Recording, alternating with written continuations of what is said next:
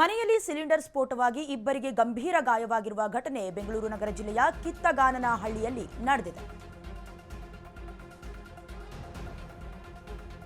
ಆನೇಕಲ್ ತಾಲೂಕಿನ ಕಿತ್ತಗಾನಹಳ್ಳಿಯಲ್ಲಿ ಈ ದುರ್ಘಟನೆ ನಡೆದಿರೋದು. ಬೆಂಗಳೂರು ನಗರ ಜಿಲ್ಲೆಯ ಆನೇಕಲ್ ತಾಲೂಕಿನ ಗ್ರಾಮ ಕಿತ್ತಗಾನನಹಳ್ಳಿ. ಕೇರಳ ಮೂಲದ ಜೋಸೆಫ್ ವಿಷ್ಣು ಎಂಬುವವರಿಗೆ ಗಂಭೀರ ಗಾಯಗಳಾಗಿದೆ.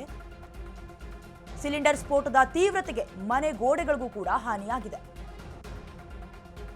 ಪಕ್ಕದ ಮನೆಗೂ ಕೂಡ ಹಾನಿಯಾಗಿದೆ. ವಾಹನಗಳು ಕೂಡ ಜಖಮಾಗಿರುವಂತದ್ದು.